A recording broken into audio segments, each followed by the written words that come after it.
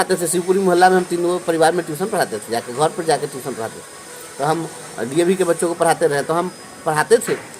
1500 रुपया में किसी का काम तो नहीं चलने वाला था। उस समय भी मैंने एक पत्र लिखा था शिक्षा मंत्री जी को, और मैंने कहा था कि 1500 रुपया में परिवार कैसे बन चलेगा, उसका एक आप चार्ट बना के बता दीजिए कि तो उन्होंने कहा कि जो 150 रुपया में बहाल हुआ था तो वो 15,000 पा रहा है, हम 1500 पर बहाल हुए हैं तो हम 1.5 लाख रुपया लेकर के रिटायर होंगे। वह व्यक्ति कहा था, मुझे लगता है कि यह सत्य होगा। आपके पिताजी ने बोले कि टीचर बन जाओ, आप टीचर बन गए।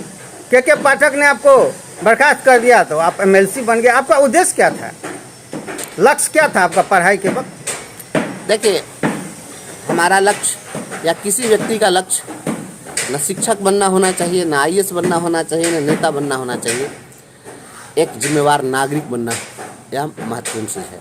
हम भारत के एक जिम्मेवार नागरिक बने, देश के लिए अच्छा कुछ काम करें, समाज के लिए कुछ अच्छा कर जाएं, यह जीवन का उद्देश्य होना चाहिए। किसी पद पर पहुंचना कोई जीवन का नहीं। स्टूडेंट लाइफ में जब पढ़ाई करता है तो आदमी का कोई न कोई लक्ष्य होता है कि हमें ये बनना है। गांधी जी कौन लक्ष्य लेके चले थे, कौन लक्ष्य हासिल कर लिए, बताइए। गांधी जी जाने जाते हैं, आज सारे नोट पर गांधी जी का फोटो है। काहे के लिए फोटो है? गांधी जी को आईएएस थे, आईपीएस थे। वो तो गए थे बैरिस्ट्री की पढ़ाई तो करने के लिए लंदन, और फिर कहाँ गए? अफ्रीका। फिर वहाँ से आगे आंदोलन करने लगे चंपारण में किसानों का।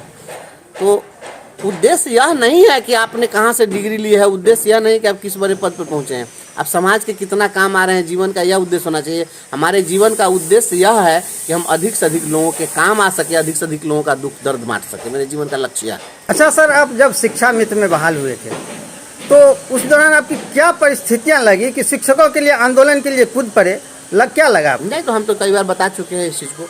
मैं शिक्षा मित्र के रूप में बहाल हुआ था तो सबसे पहले तो मैं उस समय एमएससी का स्टूडेंट था, 20 साल मेरी उम्र थी। तो हम तो बहुत कम उम्र में थे, और उस उम्र में जो है जो किशोरावस्था होता है उसमें कहा जाता है, हम बीएड की ट्रेनिंग में हम लोग को बताया जाता था कि उस अवस्था में नस नस से ज्वार भाटे फूटते हैं। उस समय काफ़ी पोटेंशियल होता है व्यक्ति में, तो काफ़ी पोटेंशियल था। कोई भी चीज़ बहुत हम लोग हौसला हिम्मत से करते थे, लड़ते थे।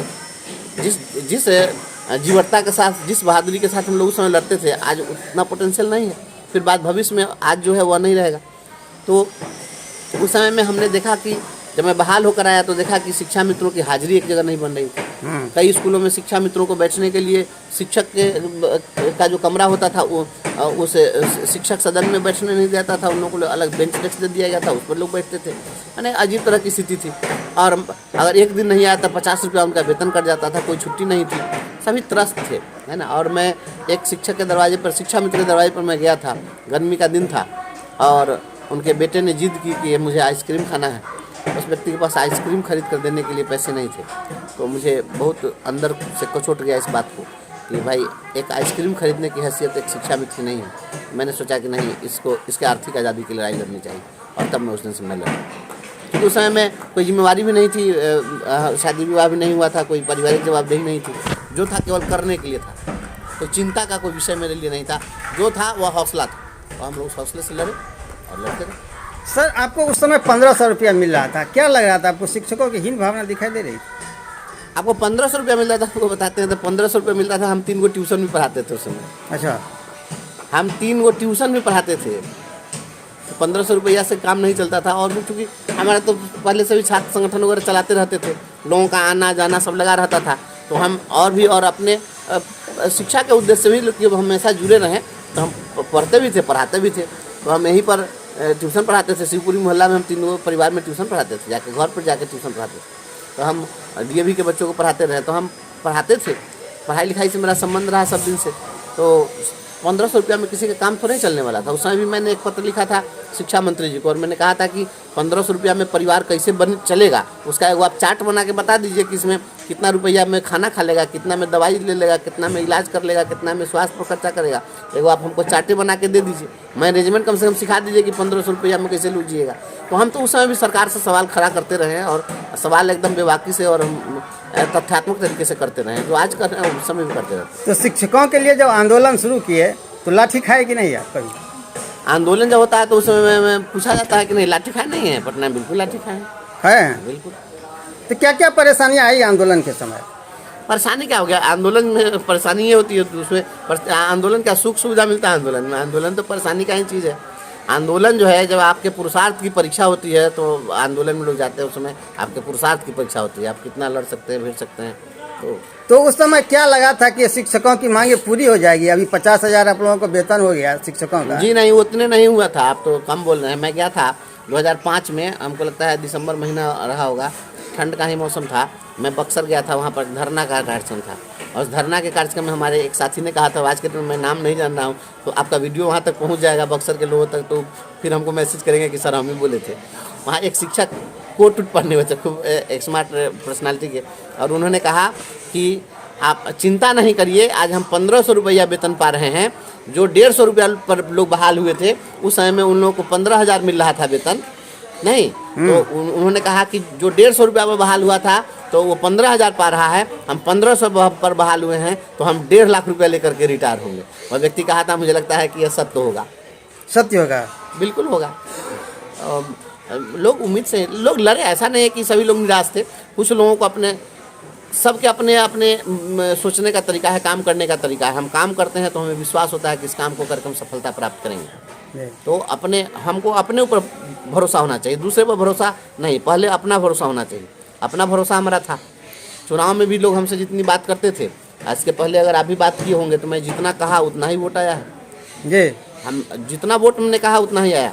हमारा जो कैलकुलेशन है वो ज़मीनी है, क्योंकि हम जितना काम करते हैं उतना पर हमको विश्वास है। बाहर दुनिया कौन क्या करते हैं उससे कोई मतलब नहीं है। और हमेशा LKK लोग क्या कहते हैं इस पर कभी नहीं जाना चाहिए, हम क्या कहते हैं इससे मतलब रखना चाहिए।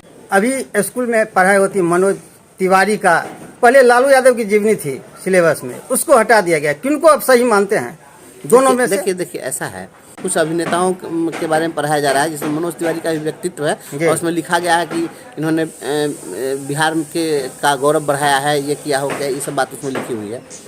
तो लालू जी से मनोज तिवारी की तुलना करना कहीं से भी उचित है क्या? लालू जी और मनोज तिवारी क्वाइट डिफरेंट चीज़ है। लालू जी से तुलना मनोज तिवारी की नहीं हो सकती है। लालू जी और मनोज तिवारी के व्यक्तित्व में तुलना किया ही नहीं जा सकता है, दोनों बहुत अलग अलग चीज़ है। मनोज तिवारी ने समाज में क्या दिया है हमको बताइए, उनकी उपलब्धि हमको कोई आदमी हमको बतावे एक को दूगो उपलब्धि। सांसद है सर, सांसद का मतलब उपलब्धि होता है। इससे पहले एक्टर रहे हैं, अच्छा गायक रहे हैं, सिंगर रहे हैं। अभी एगो मुजफ्फरपुर का एगो एक्टर बड़ा फेमस हो रहा है, उसका फिल्म भी आ गया है, हाँ ऐसा ही कुछ नाम है, हम तो नामों नहीं जानते, सब कोई चीज़ का देखते नहीं है। तो उसका जितना वीडियो है वो जितना लोग अप्रिशिएट करने वाले हैं, तो उन लोगों को कहिए कि यह वीडियो अपना माँ बहन के सुनाइए, अपना बेटी को सिखाइए, अपने भाई को सिखाइए। इतनी उस तरह के गंदे शब्दों का प्रयोग कोई करता है कोई समाज में, जो अनपढ़ गंवार भी ऐसे? तो यहाँ इस समाज में आप ऐसे लोगों को आइडियल बनाना चाहते हैं? गलत बात है। समाज में किसको आप आइडियल बनाना चाहते हैं? समाज में आइडियल जो है ऐसे लोगों को बनाइए जिसका समाज में कोई कंट्रीब्यूशन है, कुछ ऐसा कुछ उन्होंने दिया है। अब समाज में जो वल्गैरिटी परोसता हो, जो गंदे काम करते हो, अब आप जो है क्या पता, मैं आपको, हम तो कैमरा के सामने बोलने में असहज हो रहा हूँ। आप ऐसे लोगों को अब प्रॉस को ला करके और आप कहिएगा कि इसको समाज का आइडियल बना दिया, उससे तुलना कर दीजिएगा।